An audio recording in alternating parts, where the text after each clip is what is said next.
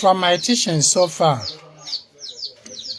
you should have known the importance of feeding your shi. I don't want to go into that because I have overemphasized it in my previous teachings.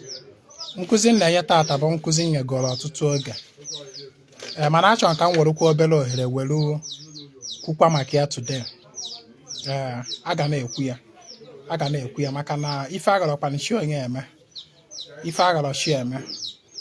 Ọ chi onye bụ ife ya.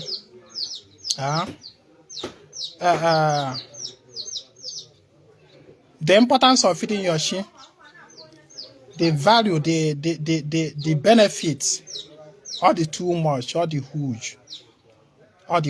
Akwa gomi ọtụtụ oge.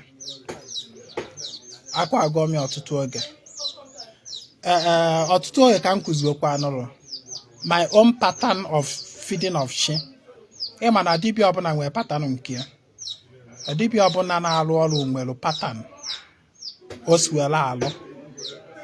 O wee ka ọ bụrụ onye ọ gbara ọsọ agwụ n'aka ya. Nke ọ mụtara n'aka the person ka o si alụ. Nwekwa n'ike ọ bụrụ nke ọ mụtara from social media like otu a si ekuzi. O nwere ndị dibịa bụ na the pattern Ezinwa kụziri o si enye shi nri ka ha mụtara wee si otu ahụ na-eme. Nwekwazie ndị ọ bụ na ọwa agwụfa akụziri fa like pattern nji enye shi nri today. Onweghị onye mụtara ya n'aka ya. Ịghọta. Kama na Igbo si na ọsọ na-agba afọ na-emo imi. The more you do something, the more you get perfect and become more innovative in doing it to achieve better results. So that is Ezinwa Anaedo for you. There are many benefits of feeding your shi through the pattern Ezinwa si ade ekuzie. There are many benefits. I don't want this video to be too lengthy. That is why I'm about you also. In feeding your sheep by the pattern Ezinwa si ekuzi, you got two basic things. Two basic things that you should achieve by feeding your sheep. Two things you should bear in mind while feeding your sheep, and you should aim at achieving while feeding your sheep. Two things in feeding your sheep. In feeding your shi, Chetana Mokulu. Chetana in my teachings, I have always said that all those if but basically, Nenya Madun Sobo. Na don second and don mad. Uzi if basically, Nkembobo. Ocho Aboba. Negative energies. Spiritual impurity, dirtiness. Ocho. That we contract through our interactions with the environment, with the elements.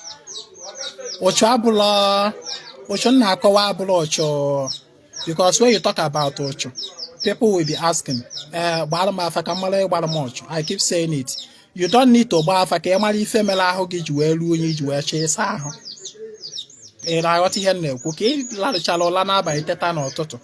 before ikunie gawa ebe na-aga ikuru mmiri saa ahụ ọkwa ịgbara afa mara ife mere ahụ gị ji wee need na aga asa ya and ka ije kọrọchalụ batakwa n'abalị tupu ị na-akpụ ụla ikuru kwara mmiri saa ahụ ịgbara afa maragodi ife mere ahụ gị ji wee ruo iji wee need ịsa ahụ. There are questions you shouldn't be asking as far as you are in this life and interacting with the element, with the environment. You keep contracting impurities, Ocho. That is impurities. And there's a need for you to be cleansing yourself. So in feeding your shi, you should aim at cleansing yourself of Ocho. Bia ndị nọ na kitchen bikon wonata na onu bikon ebe abụla nkwọ lift ma Onitsha main market. So in feeding your shi, you should aim at cleansing yourself of Ocho in our water. And to do this, that is the reason each year the pattern Ezinwa si enyechinni. Like people that have come physically for me to feed their shi, I got for the materials that I use. Material then ajagi determine he get my achieve by that aja in our water. So in feeding your shi, aim at ikpo onwe gị ụchụ, cleansing yourself of ụcha and negativities and anything where can stand as stumbling block to that agenda ashunyelu chi gị. That is number 1. Number 2, in feeding your chi, the second thing mgbalụ gị na-adọ nseke na-enye nsogbu na ndụ mmadụ merụ na ife ị na-eme ada aga aga. If this second one bụ the basic one, na ife ị na-eme ada aga aga, na ife ibe gị mere ọ ga-alụfa ngwa mee ya ahụka abịa, all the complain ị nọ na-enye, ezinwa ife na-eme ada aga aga, ezinwa business ada aga aga, ezinwa afịa jụ na shop, no customer, ezinwa enyemaka ada abịa, no favor from anywhere, ezinwa disappointment na relationship, ezinwa nke a dị basic ten cost ife niile ahụ. Ị need ije ka dibịa gbara afa gwa gị ife mere ya na ọ bụ ụgwọ eji ụgwọ iji spiritual debt, ọnya ife na-akpata ife niile ahụ. All those struggles, all those blockages, all those a na-eme ọrụ ka ada emede na ndụ gị bụ maka gị na ụgwọ iji spiritual debt. Ekwugo m ya ọtụtụ oge. Try to go through my page, you will understand. Akọwago m ya. Ụgwọ mmadụ ji na mmụọ bụ ife services, the elements, the spirits, forces in this domain render gị ị na-akwụkwọ ụgwọ. Ọnya bụ ihe na-adọ gị ndụdọ. Nya we ihe merụ ha ji wee withdraw their services. That withdrawal of services will be ife mere na ụzọ ga-ada aga aga. Therefore, in feeding your chi, you should aim at clearing those spiritual debts.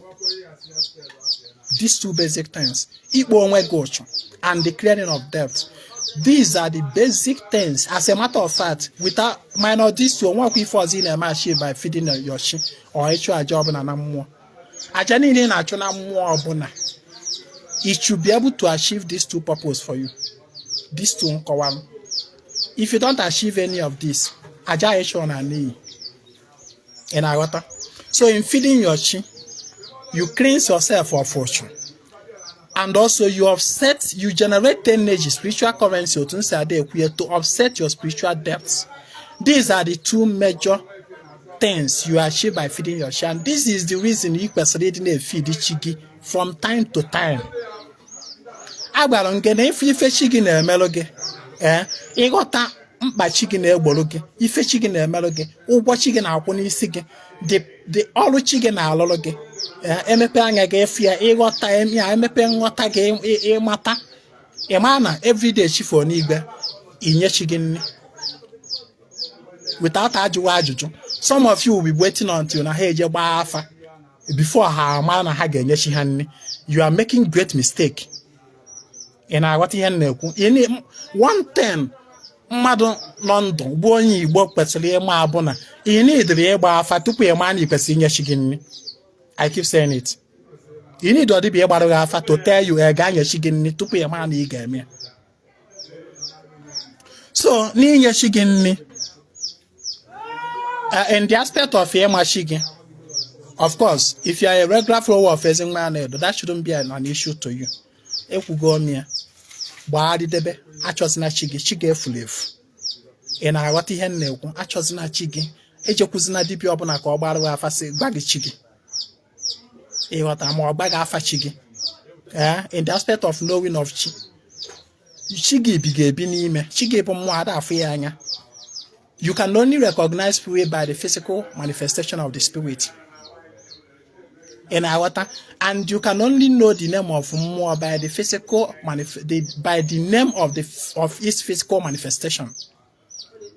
For example, ị gaa na mmiri kịta anụnwa, ị niile ịga na mmiri gaa jụba ese gaa dibịa gbara m afa ka mmalụ afa mmụọ nọ na mmiri a. The name of the spirit in that water is simply the name of that water. Ngwa na-ene ma akara afa mmiri dị na bọọnụ. O nwere ka ọ na-afa mmiri dị na bọọnụ bụ ngene. Iwe je isi ka dibịa gbara m afa ka mmalụ the name of the spirit nọ na mmiri a. The name of the spirit nọ na mmiri ahụ is simply the name of that physical water there, which is ngene. Ya bụ na mmiri dị na bọọnụ bụ ekulo. Ị na-ediri ijekwu dibịa gbara m afa ka mmalụ afa mmụọ the spirit nọ na mmiri ibe ya. The name of the spirit in Miria is simply the name of that physical manifestation of that more, which is that Miri. In our which is that Ekulo. In it, Rijoku Dibia Kobaro Fagbagi, the name of Ajana Ben Nagi. In our that is Dibia Balama Facho Mema Afa Ajana Benam. If you go in a more the Kifa. The name of Ajana Ben Nagi is simply the name of Ndenna Nagifa. It's just like Ajana Obodogi. The name of Ajana Obodogi is simply the name of Obodogi.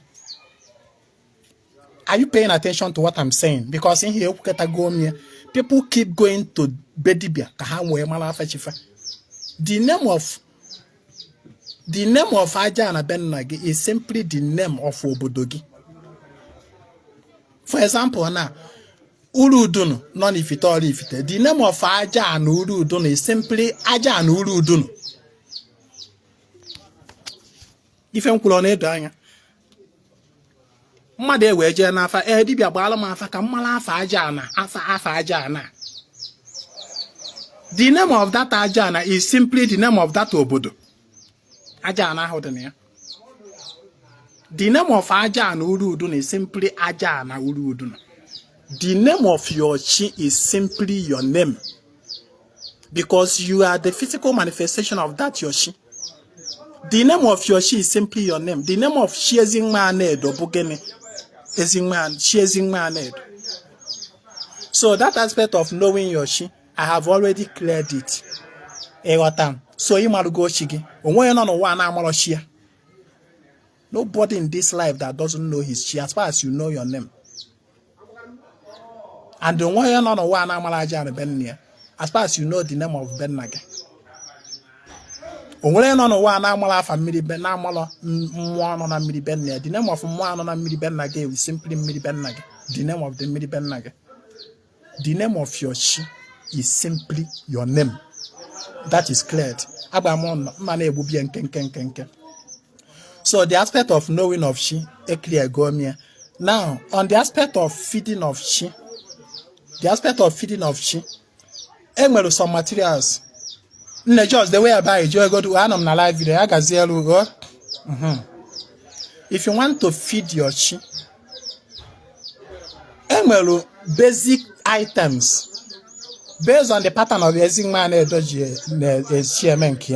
I'm going to order DBS make and wear their own. My own pattern different. Number one, Obogene, you need the maki feed the shigoji. If you are Jibo, you got if I know I'm Buaji and that is so no the four. Irayan Efena. Kekwazo Nzunedo, if we have Wapanzu. Are you saying this is grinded Nzu, this is Nzu, this is Nzu, and then this is Edo.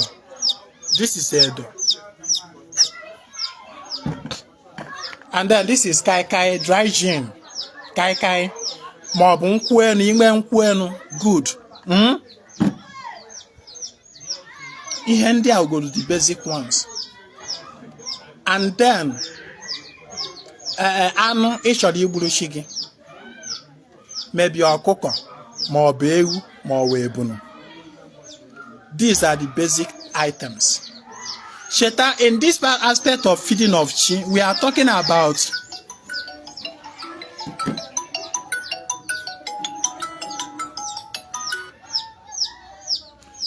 hello?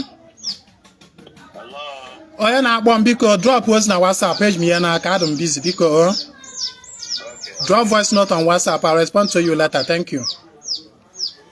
So these basic items, and remember, in the matters of feeding of chi, it is about that special ritual of ibulumwanu, iburushiganu, ifobala. That is what I mean by that feeding of chi. That feeding of chi, because as a matter of fact, in your daily golf, you are feeding your chi. Bia ndanapa. Because I'm on a very, very serious program. Get on again 10 minutes because 10 minutes. I can't stop this program to attend to you, please. So when you are talking about feeding of shi, you are talking about that special ritual of igburu shi anụ wee sielu shi ite. Ịghọta? Because a na-ekwu feeding of shi, aja ọbụla ị chụrụ in the name of your shi is actually feeding your shi. Ọ bụgo ọsụsọ ọjị anụ a ka i were keta anụ a igbe kpọkuo chi gị warụ chi gị ọjị ya, you have fed your shi. Nya i were ọsụsọ ọjị anụ wee gbachi gị okwu kwuche ọjị warị ya ọjị tọpụrụ ya inyegokwa chi gị nni. But this one I'm teaching about feeding of chi. I am talking about that special ritual of igburu shi anụ ife ọbala being involved and a ga-esi ite. That is feeding of chi. In aghọta feeding of chi. So agbasigo on the basic items. Then cheta na mo gbalo gị, in feeding your shi you should aim at also clearing yourself of ụchụ. Ịgbapụ ụchụ ọbụla bụ ihe na-agbachu gị iru so that your aura can shine brighter. Because of this clearing of ụchụ, you also require other items, additional items such as akwa maka ikpo ụchụ and also ize mmụọ iwe. Akwa. And another item you require bụ nke a ịfọrọ ya dị ọkpa anọ here. Nke ọ bụla ịgbazie nke ụmụ afọ na agba ya nke a na ịnụrụ ka ọ na-ebe. These two additional items ga-adị ya.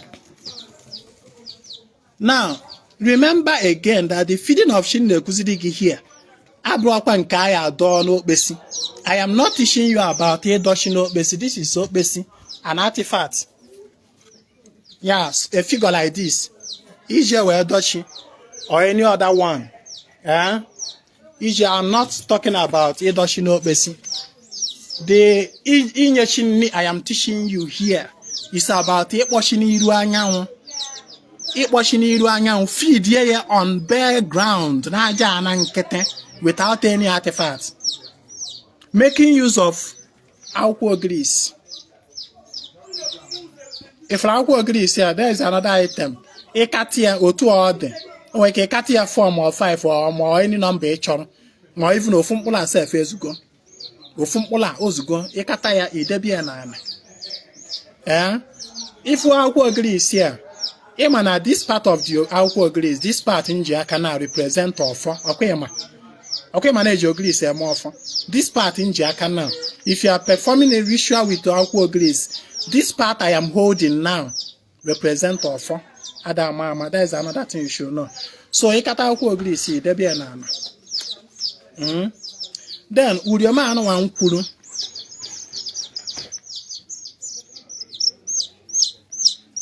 Ekwuru maka ngị nwa na onwe gị na-ekwu okwu dibia, I want to install my shi. I want to install my shi. Eweje bulu okpesi wee dọọrọ uchi gị ibugharịwa okpesi. Ibugharịwa artifact. When you are not a dibia, ị na-adọchi n'okpesi, you don't need it. You need it there. So iweta akwụkwọ grease a na idebe n'ala. Iwe wolu urioma. Urioma ka ị ga-ebido with. Iwere uri ifọ ka nsi wee jide ya n'ụkwụ ya na-abọ. N'ụkwụ ya na-abọ ka njie. Ifọrọ ya n'ụkwụ ya na-abọ ka njie. Iwe wenye n'iru anyanwụ, igosi ya n'iru anyanwụ. N'iru anyanwụ. You should feed your shi when the sun is up. Either in the morning when the sun is still coming up or in the afternoon. In our water when the sun is still up there in the sky. Ọ bụrụ ife ị ga-eme n'abalị. Iji do your mo otu a, izo ya n'iru anyanwụ, ị ga-ebugodo ụzọ were ose ọjị jụchasịa this uriom. Iwe were uriom a wee zo ya n'iru anyanwụ.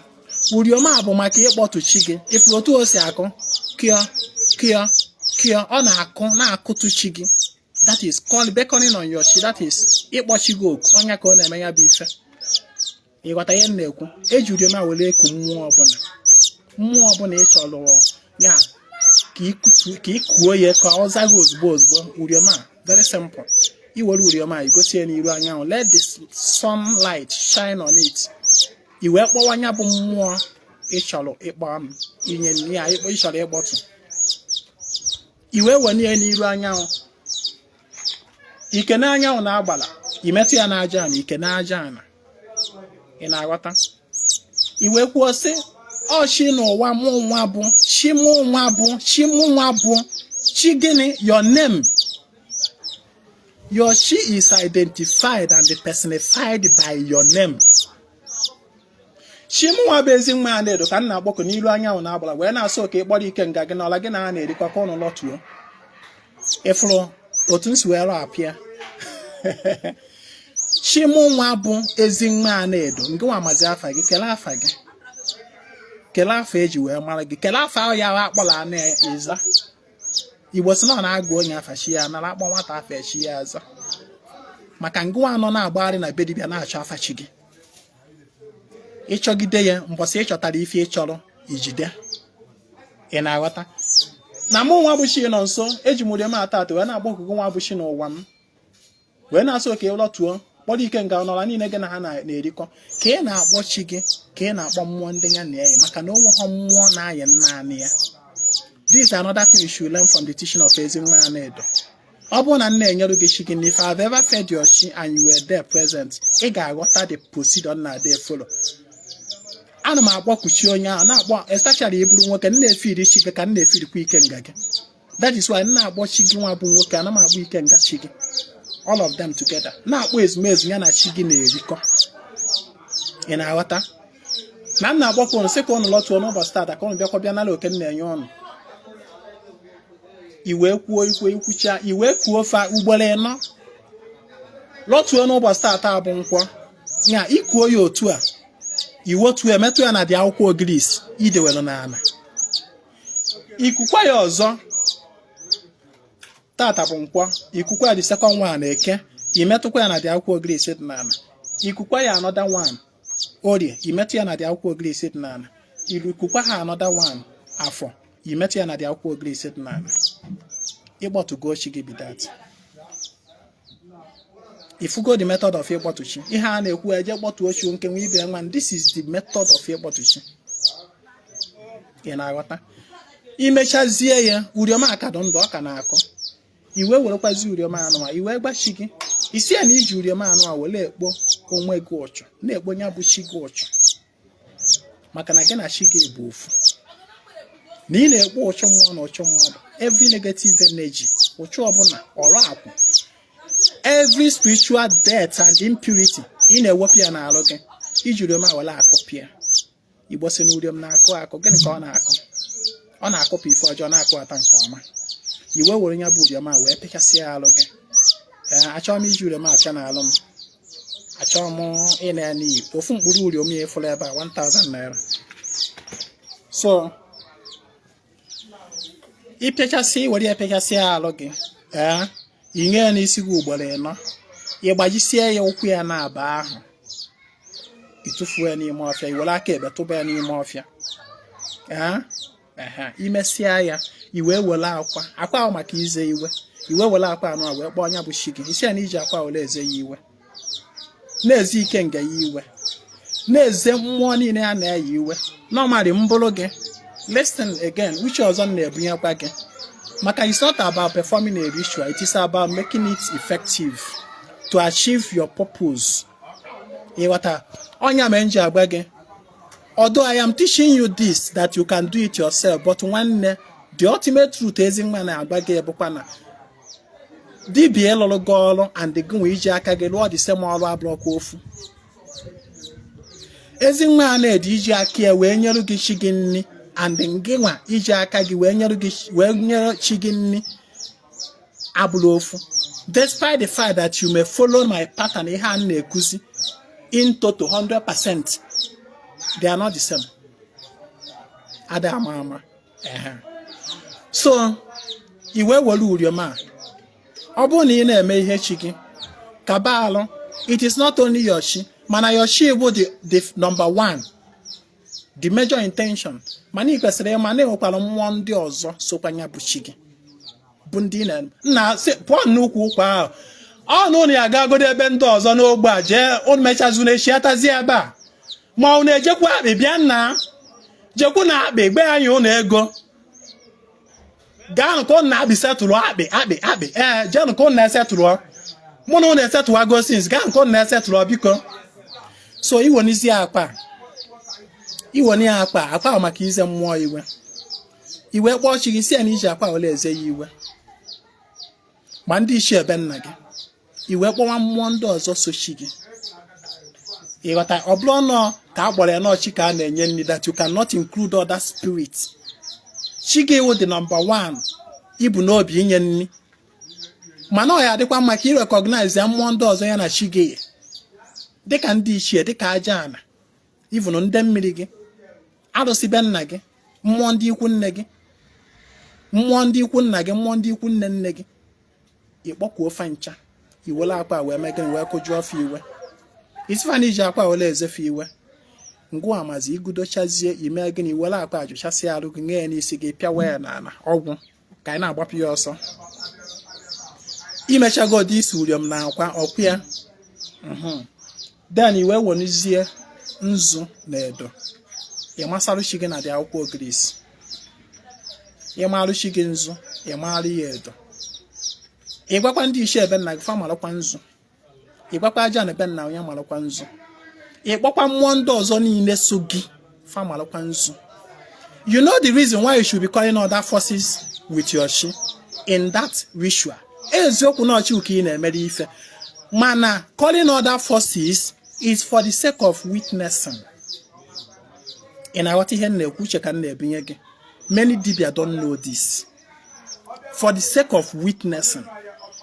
That is why ka ị na-amarụ chi gị nzu kpọọ ndị ichie ebe nna gị masarụ ha nzu kpọọ aja na ebe nna masara ya nzu kpọọ ụmụada be nna masarụ fa nzu ndị inyom be nna gị masarụ fa nzu alụsị be nna gị mmụọ be nna gị ogwu be nna gị masarụ fa nzu ọdịnala be nna gị marụ nzu ọdịnala ikwu nne gị marụ nzu ọdịnala ikwu nne nna gị marụ nzu ọdịnala ikwu nne nne gị marụ nzu ndị otu mmiri gị marụ nzu ọra niile gị na ha yi wee bịa ụwa marụ nzu for the sake of witnessing and the bear witness.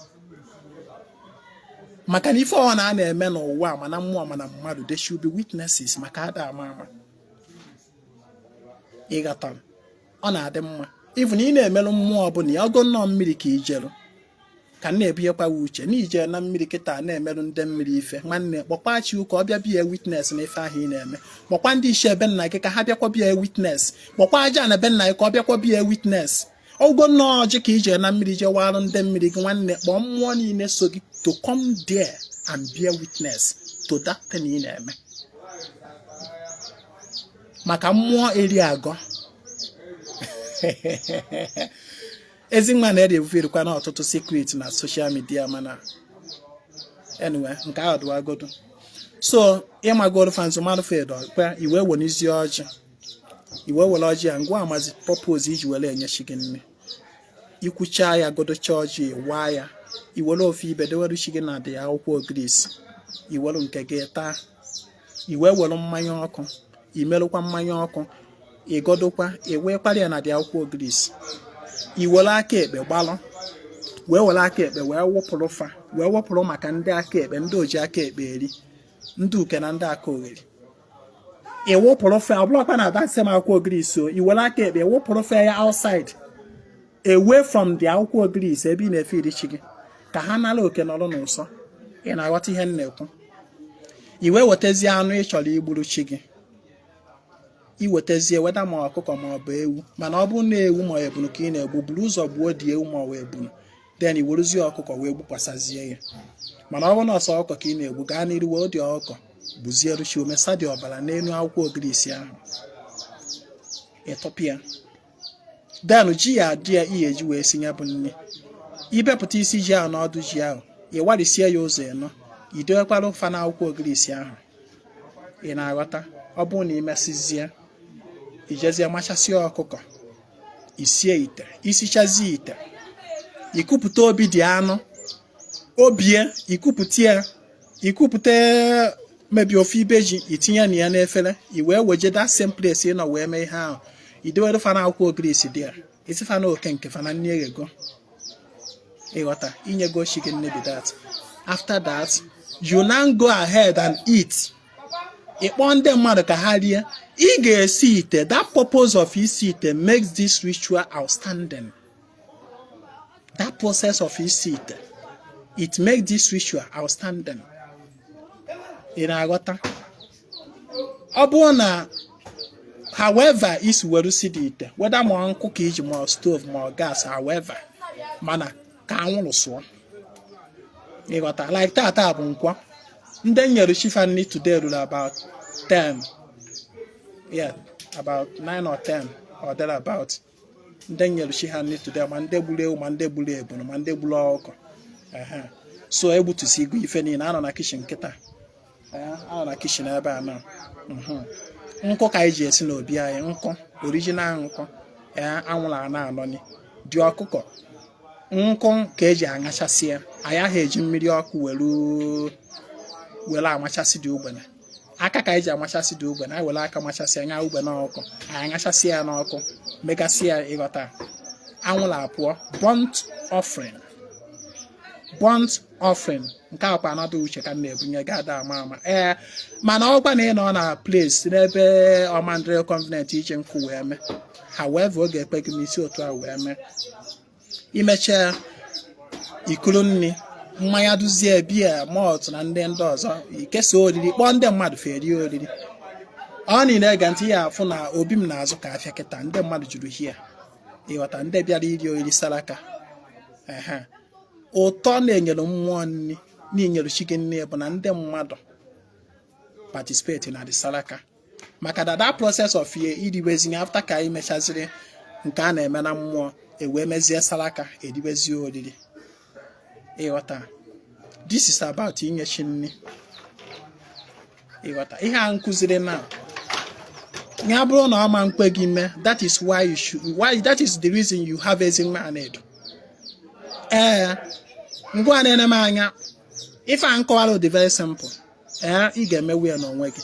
Mana ada ama ọ bụrụ na ọ ma nkwe gị mee, ịkpọ Ezinwa Anaedo, chat ya m na WhatsApp, emerụ gị ya. Enyere gị chi gị na-eme saraka, eri oriri. Na ụfọdụ ndị na-asị, Ezinwa, I want to feed my chi and also feed my onye ụwa. Ịma ga na-ekwu okwu inye chi nri na inye onye ụwa nri, ọ dịka two separate something ka ọ bụ two separate things. Now, ihe a nkụziri kịta, that process of ịwa ọjị, ịma nzu, ime akwa, ime uriom, ịtụ mmanya, igbu anụ, ọbara anụ, mesasịa ya, that process, that part of this ritual bụ gịnị? The feeding of chi. You know what? Because chi bụ energy, chi bụ mmụọ ada afọ ya anya. The actual spirit in the feed by this ritual bụ that chi. That process of igbu anụ, ịwa ọjị, ịma nzu, ọdụ mmụọ ka ị na-feed, that is chi. Mana that aspect of esichi ite wee riwezie, mgbe ahụ ka onye ụwa na-erizi. Kelee onye bụ onye ụwa ahụ? Nke nwa, you. Nke nwa, you partake in that eating. But if you are not around to partake of the eating, like ndị nyere chifa nri taata, nwa ofu mkpụrụ mmadụ nọ here. Ịghọta? If you are not able to be there where the dibia is doing it, at least in your own, ebe ị nọ, kaba alụfụ na iriri ife. Nke nwa bụ di onye ụwa, you should also eat where you are. That is, ọ bụrụ ị na-enye chi gị nri, ngwa na-eme fasting. Anyị abụrụ ndị chọọchị. Ya ma ịghọta ihe ezi mana uche nghọta dị n'ụdị n'ụdị. O nwere ndị ọ na-afịarị ịghọta simple thing. Ekwuru m sị, that process of igbu anụ, ịwa ọjị, ịma nzu, ime edo in this ritual nkọwalụ bụ the part of the feeding of chi. Mana the feeding of the onye ụwa bụzi that part na-etichagozi ite wee riwezie oriri. That is you, onye ụwa eating. Nke nwa bụ the onye ụwa. You are not eating. Maka na nke iwu that onye ụwa. You are the earth person. You are the physical person. Ị na-aghọta ihe na-ekwu? Wee kwuo sị, even if you are not where your chi is being fed, in order for you to partake of the eating from the pot, wherever you are, try to make sure that you eat that day. Ihe ọbụla ị na-eri n'ebe ahụ ị nọ that day, remind your chi that na n'ọkwa orikọ na gị na ya na-erikọ.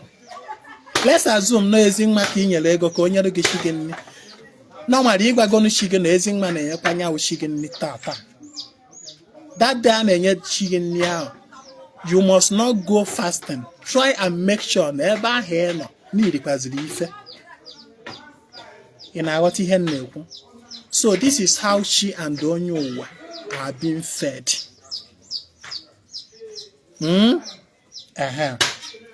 Ife nkọrọ udoro anya ọ na okwe na ọghọta, i play kwa this video again. Like they can't wee kwuo, ọ bụrụ na ọma mkpe gị mme n'ebe ị nọ maka ndị what if I don't have akwụkwọ grease? What if I don't have native egg? What if I don't have urium? What if I don't have orgy? What if what if ọ bụrụ na ọma mkpe gị mme chat ya m na impulse gba m ma nọ na be m ebe a merụ ya chi ga-anarị okerie na-agbagharị gị fim na-ene n'anya na-abụ. Chat me on my WhatsApp 08032477868. Cheta na every nkwọ anyị na-eme salaka na obi anyị maka ndị chọrọ iso ya na nya salaka. Be part of our salaka, tinye ife na ya. Salaka anyị na-emenụ ndị mmiri mana anyị jikwazi opportunity wele echukwakwa mmụọ ndị ọzọ dịka mgbara gị today.